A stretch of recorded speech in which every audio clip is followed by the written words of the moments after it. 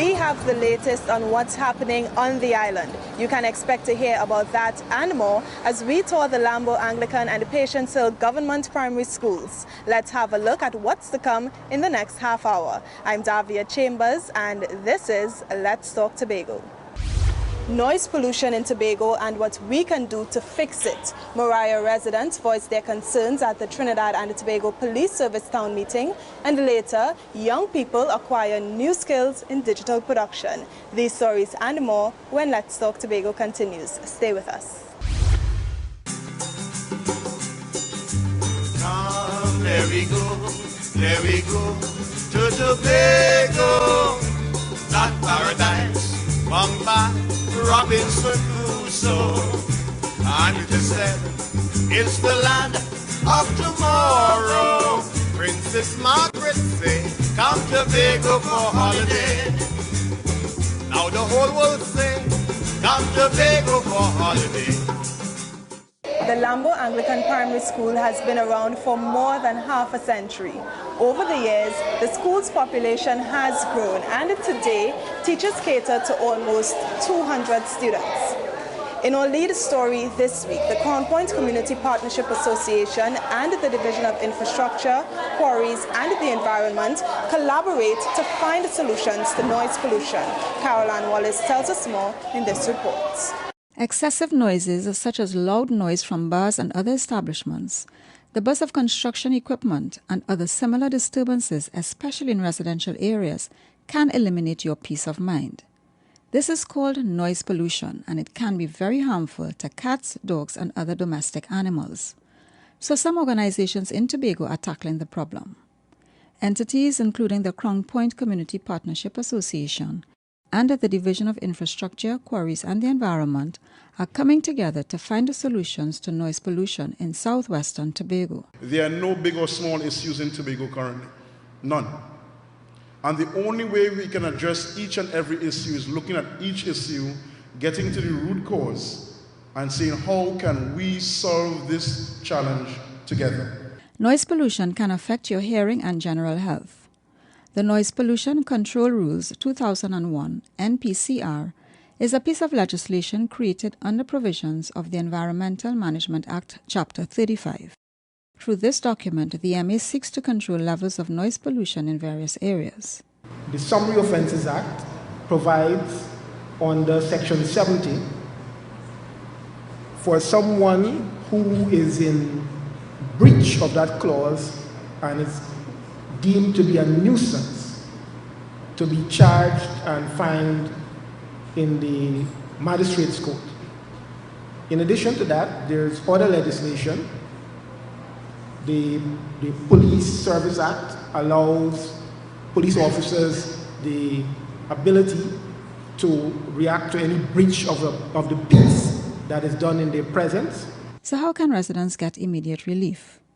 Additionally, there are 3 zones: environmentally sensitive areas, industrial areas, and populated areas such as Crown Point, where there are restrictions on the levels of noise being made. So in the general areas, the decibel levels during the daytime is 80 decibels. So those are the daytime limits.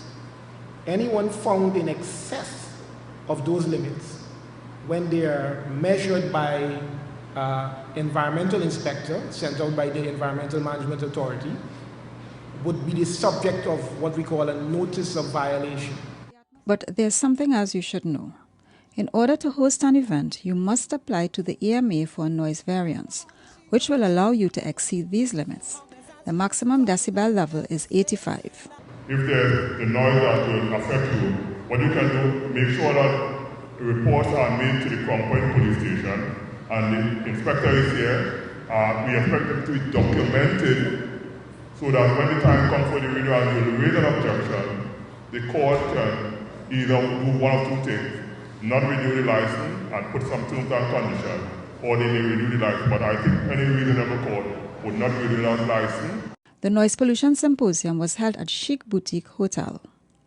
I'm Caroline Wallace for Let's Talk Tobago. After tireless preparation, 28 students from the Lambo Anglican Primary School sat the SEA secondary entrance examinations this year. SWAG, the Surgical Ward Amputee Action Group, is on a mission to help amputees cope with the impact of losing a limb. Crystal George tells us how in this report. Losing a limb is a life-changing and traumatic experience. It's a big adjustment on the road to recovery, coping with pain, the impact of the loss, and even adjusting to a prosthesis. This can lead to frustration, depression, and discouragement. But with the right support, amputees can still enjoy a fulfilled life. That's the objective of SWAG, the Surgical Ward Amputee Action Group. The group was recently launched by staff at the Sebago General Hospital. The launch was themed, "The journey continues. Losing a limb is one thing, gaining your will is everything." Here's how they plan on helping Tobago's amputees. Our mission is to raise awareness and offer compassion and support to amputees by people who understand, care, and are willing to listen. We are here to empower amputees and their families to achieve their full potential through support, education, advocacy, and to prevent any further limb loss. This support group will connect amputees with others who have faced the same experience. Peer support is a very important part of recovery. Amputee Support Group provides an invaluable place for new amputees and their family members to connect with each other who have overcome similar challenges. Receiving support from someone who has successfully gone through a similar life event can be a turning point in the recovery process.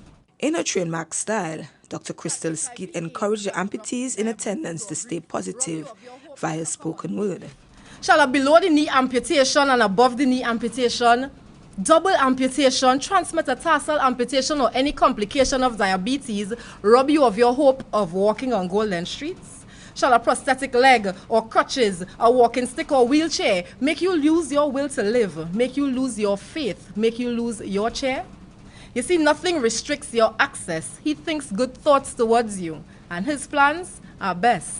So join SWAG as we hold on to Jesus, as we hold on to hope.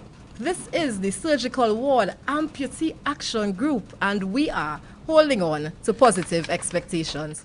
The Surgical Ward Amputee Action Group is a commitment by the staff at the Sebago General Hospital Surgical Ward to embrace the renewed focus, not just on health, but the wellness of Tobagonians. I'm Crystal George for Let's Talk Tobago. To help your children become well-rounded individuals, the school offers extra co-curricular activities, including 4-H sessions on agriculture, a music club to learn to play pan, brownies, and much more. Now here's another well-rounded individual, Arthur Napoleon Raymond Robinson. The annual A&R Robinson Distinguished Lecture Series, hosted by the Assembly Legislature Secretariat, honor the life and contributions of this great man. We have all the details in this report. A statesman, patriot, and a man of many firsts. Just some of the ways tribute was paid to the late Arthur Napoleon Raymond Robinson at the 3rd A&R Robinson Distinguished Lecture Series. Mr. Robinson is the only person to have held the position of Prime Minister and President of Trinidad and Tobago. He also served as the first chairman of the Tobago House of Assembly. In recognition of his service, the lecture series is hosted annually by the THA Assembly Legislature.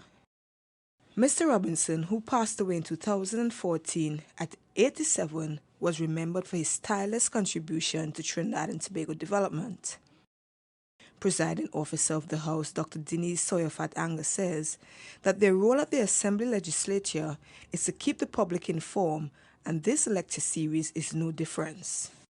Our role is to facilitate the development of an informed society towards building a stronger democracy, the cornerstone of parliaments. In an effort to further enhance this obligation, a number of programs have been developed, like the annual exhibition, youth debates, and this lecture series, which educate us of the past, stimulate present thoughts, and recognize the contribution of Tobagonians to the landscape of Tobago. Featured speaker at the lecture, Mr. Ewart Williams, the former central bank governor, also paid glowing tribute to Mr. Robinson. Blessed with a tremendous intellect, Mr. Robinson had a vision for Tobago. He had a vision for Trinidad and Tobago. He had a vision for the region, and he even had a vision for the world. And he lived that vision and made every effort to translate this vision into reality. In doing that, he displayed a level of resilience, courage, and integrity that marked him as a special human being. Mr. Williams says Mr. Robinson had a strong desire to serve his country. He says the nation's third prime minister felt strongly about the national economy and wanted to do something about it. Interestingly enough, while A&R, and please forgive me if I use A&R or Robinson, no disrespect meant, it's just, sometimes it's going to come out like that.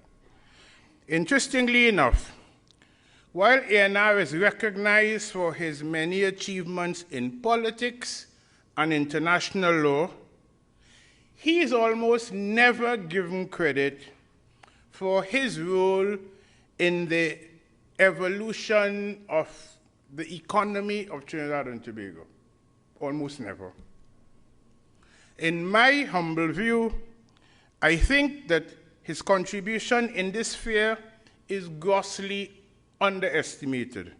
In fact, I sincerely believe that the foundation that led to the robust economic achievements of the period 1995 to 2008, we call it the Golden Age, was established during his term as Prime Minister.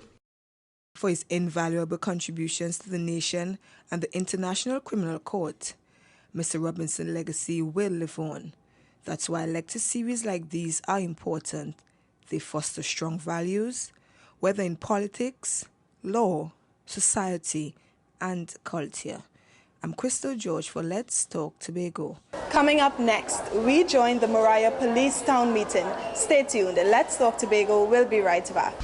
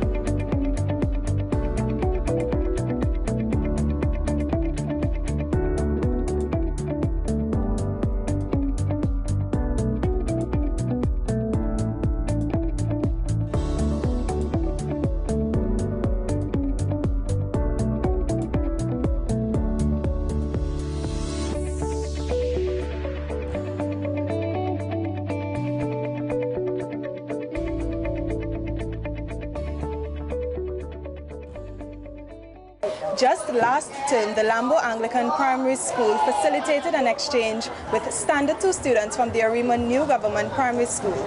While they were here, they visited the Mainridge Rainforest Reserve and the museum.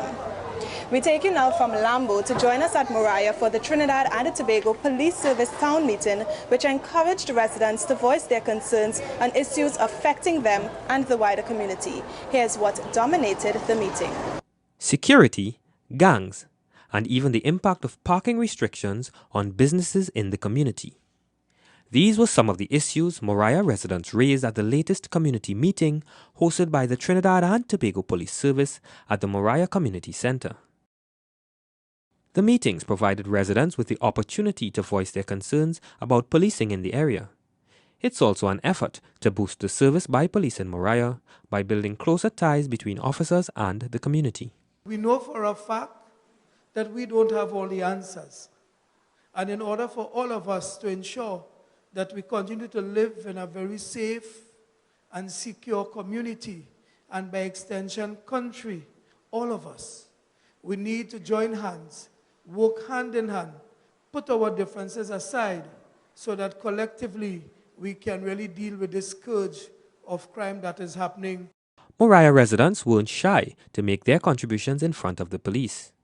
Like Felice Nelson, who told senior officers that she's concerned about gun crimes and what she believes are gang-related problems. In recent times, we would have gotten reports in terms of the media and in general of a spike in gun crimes in the northeastern district. I was wondering if you could shed some light on that, on some possible statistics, especially in areas such as Golden Lane, where we would have heard of gun crimes and those things. And in some cases, we have heard of gangs being formed in some areas. Acting Assistant Commissioner of Police Garfield Moore, who heads the Tobago Division, says the police are aware of the situation. In fact, they are taking a proactive approach to the problem. Yes, we have a few gangs in Tobago. In terms of the Moriah district, yes, we have identified some groups in the Moriah district, which we are paying close attention to ensure that we can dismantle those gangs as soon as possible. In fact, it has started in terms of persons have been targeted. Some of those gang members have been targeted on a weekly basis. And soon we are hoping to infiltrate those gangs and make some arrests and dismantle them. The town meetings are held monthly in every police division across Trinidad and Tobago. It's one strategy to build trust with residents and ensure better service in every community. I'm Kern De Freitas for Let's Talk Tobago. We're switching things up as we take you to the Patience Hill Government Primary School. Previously known as the Patience Hill RC School, this school was reopened as a government school on this compound in 1974. Midwives in Tobago have a reason to celebrate as they recognize the International Day of the Midwife. So let's join in on the celebration in this report. According to UNICEF figures, more than 350,000 babies are born every day worldwide.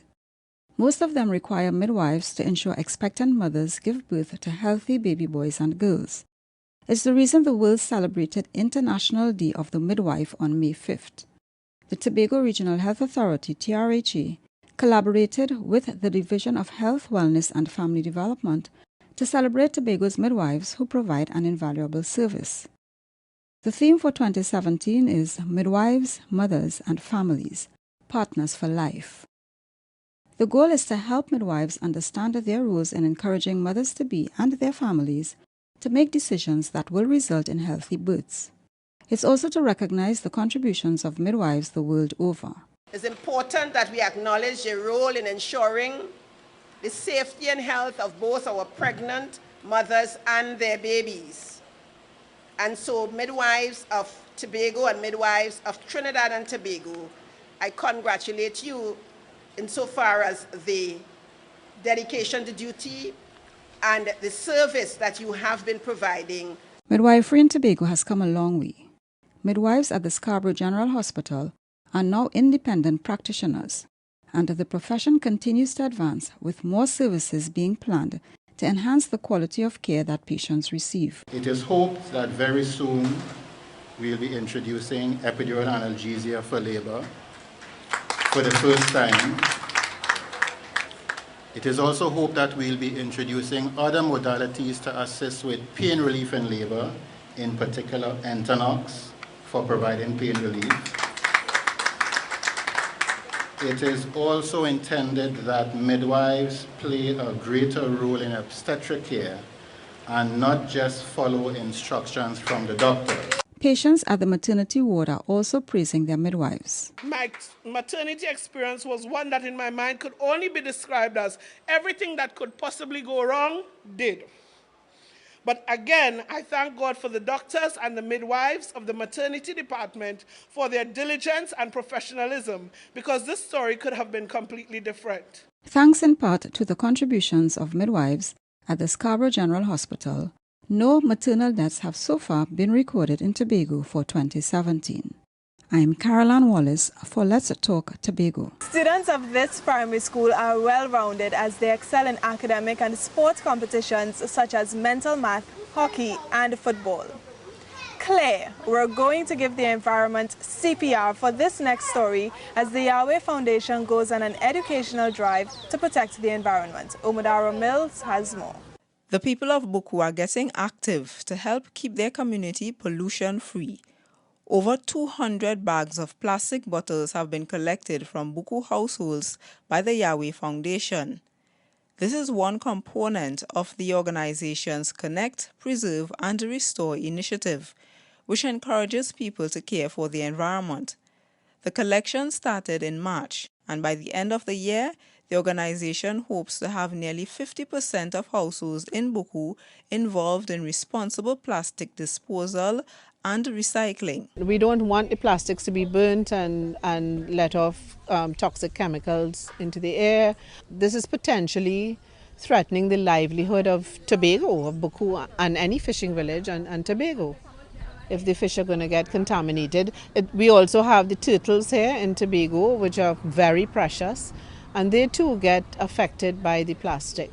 So it's the toxic chemicals, it's the plastic contaminating the sea. We have to do something about the pollution, and the way to start is through the young people. The community-based organization has been educating and encouraging young people to get involved in the project.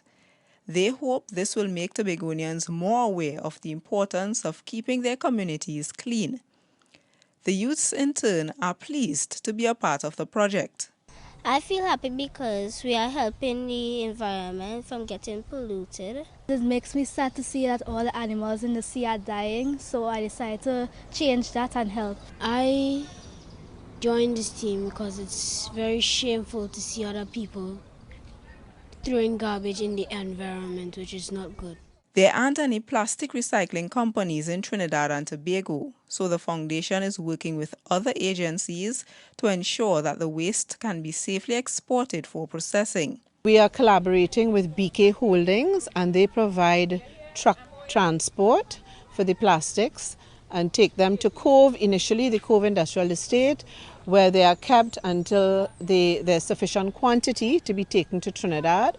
And then they're going to BK Holdings in Freeport, Central Trinidad, where they're going to be prepared for shipping, for export, and to recycling places abroad. The Assembly has supported several Yahweh Foundation projects. This one was endorsed by the community's area representative, Ansel Dennis. The organizers hope this Buku project will soon spread to other communities around the island. I'm Amadara Mills for Let's Talk Tobago. When we return, details on the latest citizen security program. Don't go anywhere. Let's Talk Tobago. We'll be right back.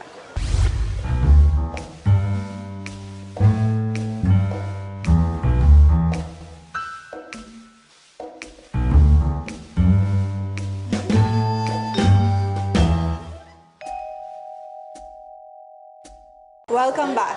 Here at the Patience Hill Government Primary School, students are exposed to extra co-curricular activities that are not limited to music, swimming, netball, and lawn tennis. Youths now have an opportunity to acquire skills in digital production through an eye-focused youth training project implemented by the Citizen Security Program. Have a look at this report. Effective crime fighting isn't just about law enforcement. It's also about encouraging young people to pursue more positive activities and giving them the support and confidence to make good decisions. That's why the Citizens Security Program, CSP, has introduced the iFocus Youth Training Program. iFocus is helping Tobago's youth, ages 18 to 35, acquire skills in various aspects of digital production, such as script writing, video shooting, and editing. This one is using film because it's an area that a lot of young people are interested in, especially in making movies and doing their music videos, posting to YouTube, and some take it to professional levels as well. We felt that this was a good medium to attract. And with the attraction, we're targeting young persons who are, again, fall within that risk group. They are either unemployed, they find themselves in risky situations that they're unable to navigate. The program also has a life skills component. Ms. Degazo says this will help participants make better decisions and become more productive members of society. The mission of CSP is to promote peace and lawfulness, particularly in the target communities of Bonaccord, Bethel, and Darrell Spring. We have always used the approach in changing behavior to look at groups that we consider to be more at risk or in at risk situation. And among this group, we find young people who are unemployed, who may be unskilled, drop out of school earlier. The course was facilitated by the Digital Film Institute. Ms. Degazo says the trainees are excited to have this filmmaking experience. The training team, they come with their cameras, it's practical training, and they are making films of themselves and they are seeing the potential of it. They are totally excited by that part of it. They're not too excited about the life skills part of it, you know, and they really eagerly want to get to the film training, but it's a package. So they need to do both of them. And we are seeing them growing even in the life skills area and showing some interest in being able to learn those kind of skills that will help them to be more relevant in the industry. At the end of the 8-week course, participants will receive certificates of completion. They are also assisted with job placement for those seeking employment. I'm Amadara Mills for Let's Talk Tobago. And it's time to have your say, the segment of our program where we hear what you, the viewers, have to say. Today we are asking, how can we help to reduce noise pollution?